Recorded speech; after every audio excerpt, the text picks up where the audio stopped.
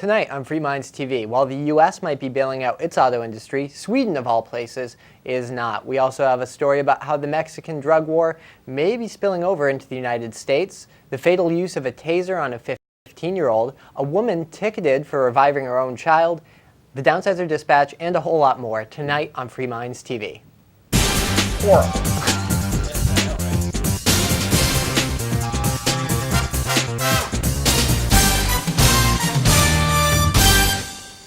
And welcome to a brand new edition of Free Minds TV, where we challenge you, the viewer, to think outside the box. With you, as always, is Toby. And Nick. Like to welcome the viewers in Amherst, New Hampshire. We would like to welcome another cable channel that's carrying Free Minds TV.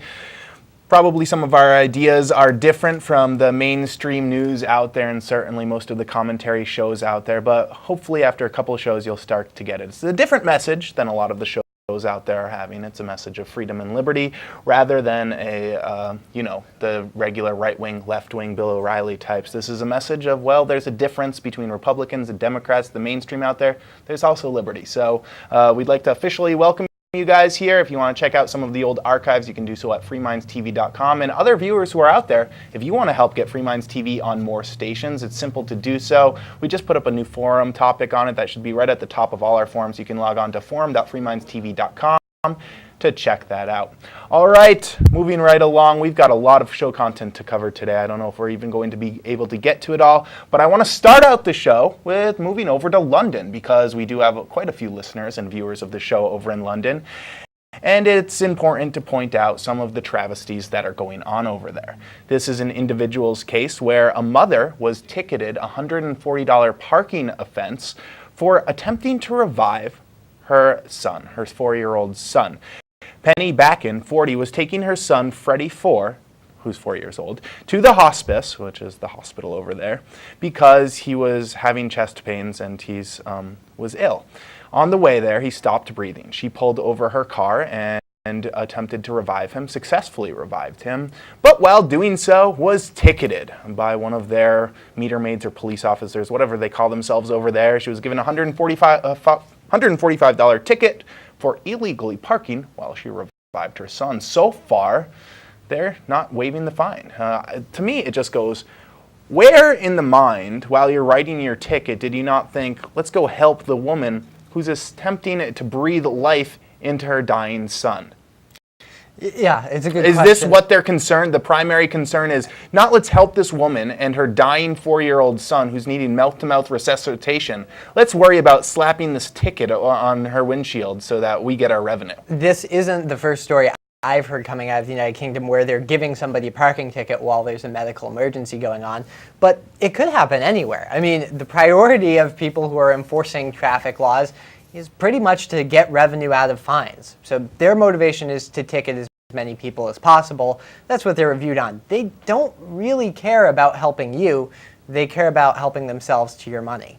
Well, it's a travesty. Luckily, no one was hurt in this, but I mean, it's a slap in the face to get a parking ticket while you're attempting to help your own child. I mean, it's just disgusting. I don't know how the bureaucrat who was writing this ticket while witnessing this happen can live with herself, and how the government over there is holding firm to this ticket. They're not waiving the fee. It's not the first time. Like I've said, I've heard other cases where people they're in diabetic shock, they've passed out. I think we've reported on some of these cases here on Free Minds TV. And it seems that in the United Kingdom especially, they don't waive the tickets for anything. So, I mean, you could get shot and the car could careen into a place where you're not allowed to park, and they're still going to ticket you. That's not really any more absurd than what they're doing here. Well, moving right along, they are doing some absurd things here in the United States. And one of them, well, we seem to have this love with guns here in America. I mean, it's how the revolution got started, standing up for the rights against the British. There's always been that mentality in America, which has been protected to some extent by the Second Amendment of you can own guns. But one of the things we haven't been doing is teaching youngsters about guns. I mean, it's been going on in the home with families teaching kids about guns. But the government, who likes to educate the children with the public school system, has thus far avoided the subject. Now, a state representative in Illinois has suggested that, well, maybe it would be a good idea to teach about guns, teach the safety measures about guns, because eventually kids are going to run into guns, whether it be at home, at a friend's house. Eventually, at some point in their lives, they are going to run across a firearm. Well, would it be a good idea to teach kids about guns so they know what to do when they do it? Well, this representative in Illinois, State Representative Ann Collins, is in quite a bit of hot water because people are very upset that she would ever suggest the fact that we educate our children about guns. I mean, in a public school system, it seems to me that if that's something that's being taught, it's ingrained in the Second Amendment, that would make some sense. Well, I mean, some people are going to argue, well, you can't teach kids about guns. They'll make them comfortable with guns. They're more likely to use them. We teach kids about cars. Not everywhere do you take driver's ed in public school. But I did. But usually they give you information on how to find a class so you can get your driver's license. It seems to me cars kill more teenagers than guns. And I don't have the statistics in front of me, but I do have a rough idea of how many teenagers are killed every year by cars. Thousands upon thousands. I don't think the answer there is to avoid teaching young people how to drive. Well, of course not, because if you did, you would run into more accidents and more deaths, just like we're running in today. I mean, a lot of people are dying from gun injuries because they don't know how to properly use a gun, or they don't know to respect a gun, because guns need to be respected. But if people are never taught to respect a firearm, how are they supposed to know? I mean, it's a toy. They see it on TV all the time. People are brought up, kids in America are oftentimes brought up playing with toy guns. But do they all get the education that they direly need in order to protect themselves and their friends and everybody around them when they come into contact with these dangerous weapons? I'd say it would only make sense to educate them about the importance to respect firearms and to teach them that they're not toys. I mean, it only makes sense. And I mean, this is one of the downfalls of public schools, I'd say. I mean, because it's an argument of some people say, well, I don't want my kids to have guns. Well, it's a one-size-fits-all box. So what should we be teaching? What shouldn't we be teaching? It seems to me that if we got away from this public school system that we're in, parents could have the choice of sending them to a school that maybe, well, they're teaching them about firearms and how not to crash a car into a tree and all those important steps in life. Yeah, you might have the other choice. You could send your kids to a school where they don't learn about firearm safety. I mean, I think that's a choice that should be up to the parents. Unfortunately, when you have a public school system, there really is one curriculum, and that's why we run into these debates about whether you teach evolution or creationism or whether you teach some kind of a compromise or both. It's just not a very good way to come to an agreement about what to be teaching kids. It seems that I've talked to some of my grandparents, my uncles. It seems that back in the old days, back when my grandparents were growing up, they did start teaching people about guns in public school. It was often common for kids to walk to school with their guns, but somewhere along the lines of mainstreaming everything, we just lost it. And now kids are taught, oh, don't touch the guns. I mean, they're bad. Here, play with toys and play video games where you're shooting people, but we're not going to teach you anything about the real thing. So to me, it's asinine, but it all has to do with our public school system. All right, moving right along, speaking about guns, one form of non-lethal force police like to do before they pull a firearm is the taser. Now, if they are using this in place of lethal force, great, because you're not actually mortally wounding someone, or at least there's a lesser chance that you're going to mortally wound them. Let's pull the taser instead of the gun. That was the idea when tasers come out, where they were an alternative to using a firearm. They weren't an alternative to using words or talking to somebody and persuading them to comply with you. They were an alternative to deadly force, and they were less lethal than lead bullets. So there was nothing to lose if a police officer decided they could use the taser instead of the firearm. Right. Well, that's the idea, but that's not what they're used for. They have become a compliance tool. And while this might be okay in some people's eyes, in mine, it's just not, because people are dying. Lots of people are dying, in fact, when they're shot with these taser guns. And most of the time, it's not a situation where a firearm would have been used otherwise. It's a situation where the police would have had to use their old police tactics, the ones they were trained to use, but instead, it's much easier to just zap people with a whole lot of force. And we're reporting on this right now because there has been another death reported where a 15-year-old in Michigan a taser was used on him to break up a fight, and he died immediately from it. They tried to resuscitate him, but couldn't.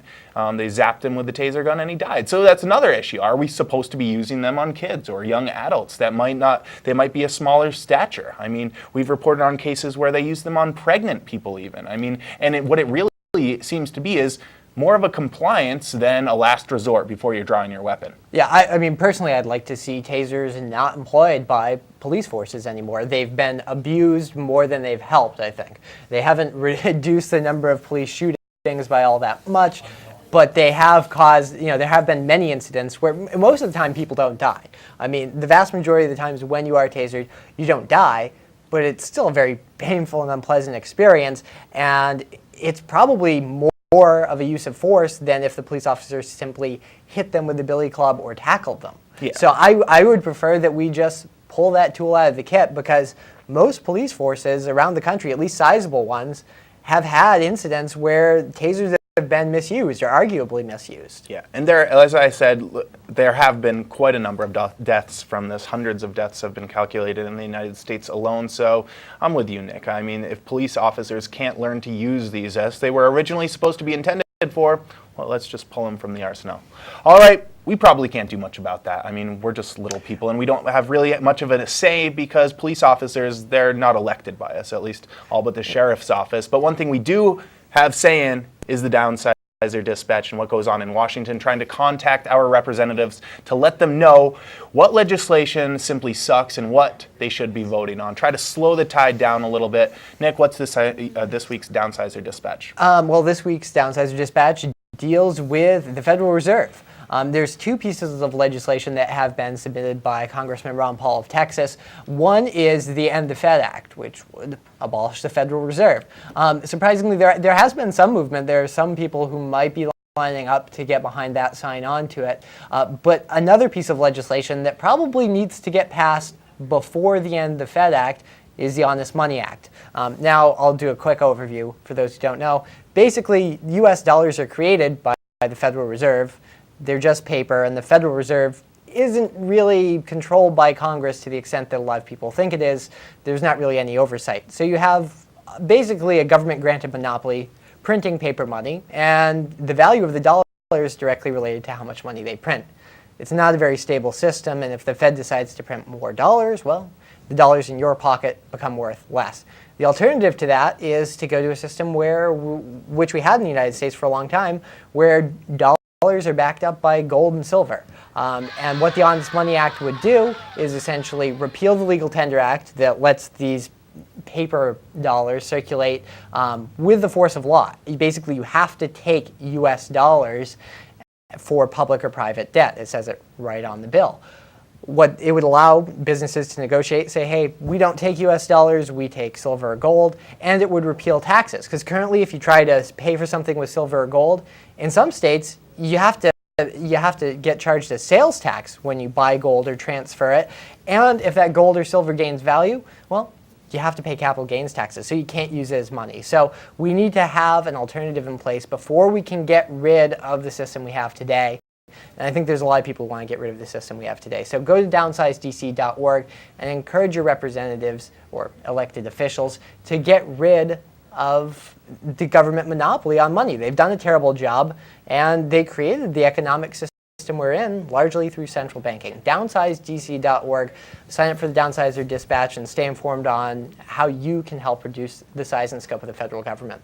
Yeah, they might not listen to you all the time, but at least they know you're nagging them. And if enough people start to sign on and they start getting thousands and thousands and upon hundreds of thousands of emails, as they are starting to do on a number of these bills at downsizedc.org, they may actually start to listen, because after all, they do care about votes. So if enough people are starting to hound them about these issues, well, there's a good chance some of them might listen, because they all want to be reelected. A lot of these people, well, they're career politicians, and that's what they're in the business for.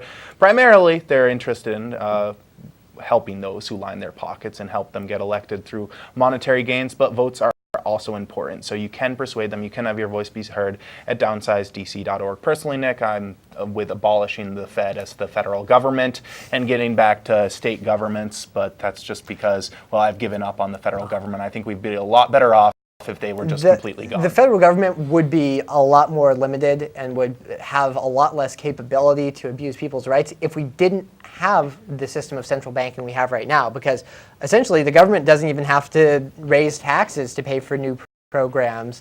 They can just have the Federal Reserve print off money for them, which destroys the savings of the American people, but it allows the federal government to go on spending almost endlessly. Well, when we come back, we will be talking about some of this endless spending. We're going to be getting into what Ron Paul predicts this recession/depression will look like, as well as going over to Sweden and see what they're doing about their failing auto industry. Stay tuned. We'll be right back. This is Free Minds TV. Log on to freemindstv.com for archives of the show, the Free Minds Radio podcasts, show content and the forum, ways to donate, the members section, contact info, and a whole lot more, all at freemindstv.com. Free Minds TV is brought to you in part by Life Productions for your basic and semi-pro video production needs. From full wedding and event coverage to DVD authoring and distributions, lifeproductions.com. That's lyfproductions.com. Hi, I'm Ian Freeman from Free Talk Live and freekeen.com, and you're watching Free Minds TV.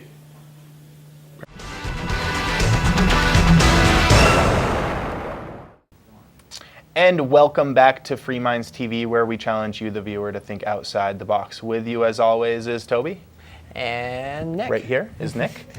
All right, we have a lot to get into. The second half of the show, I want to focus in on something we've been talking about a lot. We are going to be getting into the war on drugs happening at the Mexico border. But first, we've been following this whole recession, the economy collapsing bit, long before it ever started. We are going to be getting into an article about Ron Paul, who predicted this whole mess a couple of years back when he was starting to campaign for president. He was not elected, and if he was, maybe he'd be pulling us out of this, but he wasn't. We'll be getting into what he has to say about where this is going. But first, I want to take a look over at what Sweden is doing with their failing automobile industry, because it's a little bit different than what the United States is doing. Yeah, a lot of people who are concerned with government intervention in the U.S. market point to Sweden as one of the examples. We don't want to be like the Scandinavian countries and turn towards socialism. Interestingly enough, Saab is actually in trouble, and that's a Swedish car company. So you would think that the Swedish government would already be bailing out their troubled auto industry. After all, the United States, which is supposedly a free market economy, has decided to intervene in the automobile industry because it's so important we can't let it fail. Well, Sweden says no. They're not going to get involved with bailing out Saab.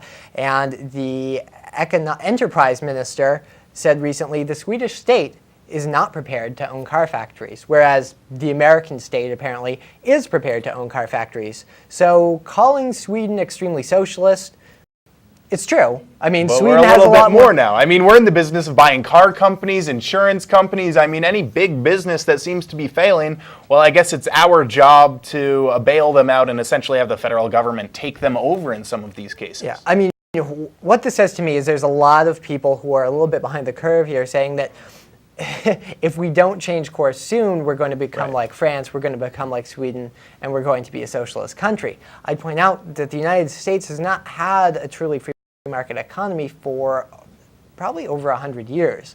So we already are Sweden and France in many policy A little bit areas. worse in some cases, it seems. Yeah, so I just wanted to bring that to people's attention. It's not something that's off in the future. America has socialist programs going on right now, today. And just as to refresh my mind, how's this bailout with the car industry working for us? Did it get them back on their feet? Well, we don't know how it's working yet, but honestly, I don't think it's going to really make GM a good auto company. It might keep them from going bankrupt. For now, until we have to bail them out. Of course, again it in keeps few a crappy months. car company around, whereas other automakers who aren't lining up for government handouts, they still have to compete with GM. Whereas if we had a free market, GM would have gone away, probably been bought up by other, parts of it would have been bought up by other well-run auto companies, and they would do a better job making cars with those factories, putting products in, where Americans can buy them. But that doesn't happen when you have government intervention in the market. That would have happened maybe 50 years ago, but not today. Right. Well, moving right along, I want to talk about a little bit about what Ron Paul, who is a congressman from Texas, currently one of the only honest representatives in Washington. They call him Dr. No because he votes no on most bills that come across his desk. And right now, he is predicting some gloom and doom for the future of the United States. Now, I think this is important to listen to what Ron Paul says because he predicted this whole mess back in the 1980s. I mean, he was predicting what we're doing now is creating bubbles that eventually will burst down the line. And it's this government intervention trying to fix the economy. It's just kicking the can down the road. While he was campaigning for president, he told, rightly so, that we were on the brink of an economic meltdown unless we changed course soon.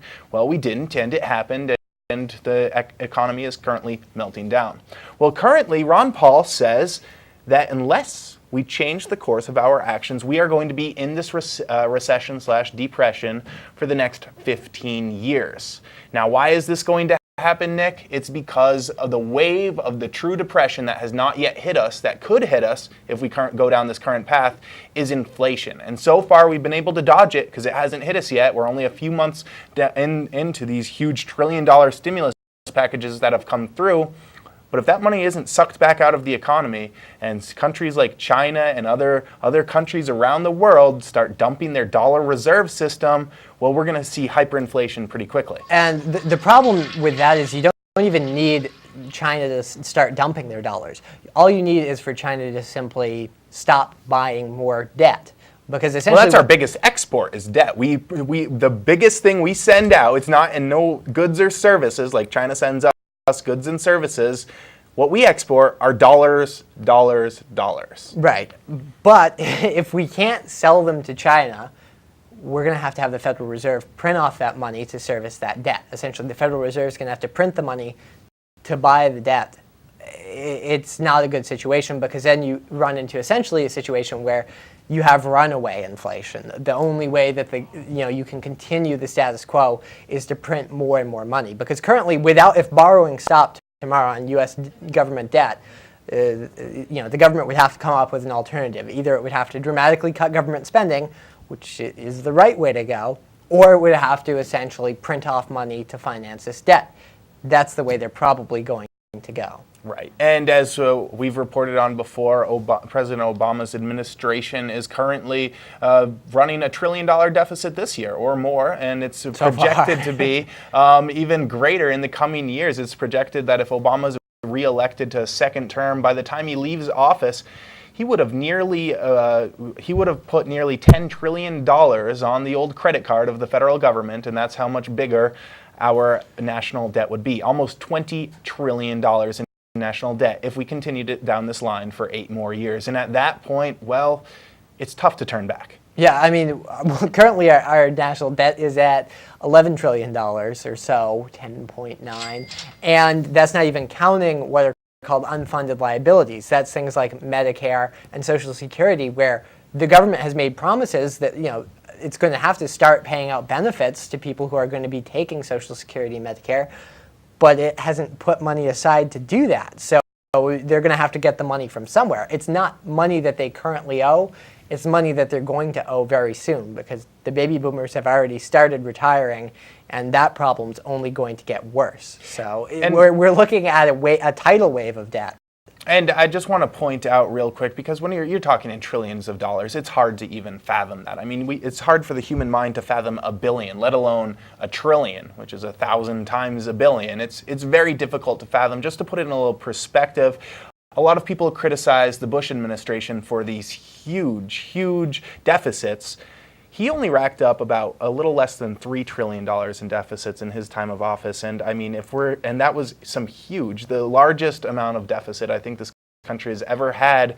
We're talking about tripling that or quadrupling that for the Obama administration. And we're looking at a lot of trouble if we continue down this road. It's not sustainable. It's just like living off a credit card. It's great for a few months, but the bills eventually will come due. Yeah. So I mean, in the short run, it might perk up Wall Street. When you inject that much money into it gives the system, another bubble. It creates another bubble that will eventually pop. Which is what they did after the dot-com bubble popped. Instead of letting us go through a regular recession, they played around with lending and interest rates and essentially created the real estate bubble to quickly pull us out of the dot-com the collapse of the dot-com bubble, and look how that worked out for us. Right now we have the collapse of the real estate bubble, and the more they try to paper over this, patch things up, and not let the market correct, the worse the end result's going to be. So essentially they're trying to create another bubble right now.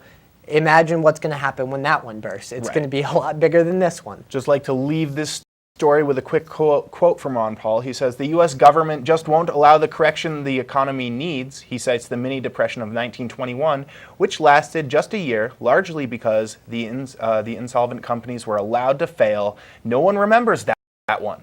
They'll remember this one, he says, because it will last for 15 years. I mean, we don't remember the mini depressions, the mini recessions, because, well, the government doesn't usually get involved. The companies that stink, that can't run their businesses, fail. They die out, and new competition replaces them. But not in this case, because, well, we're just kicking the can down the road.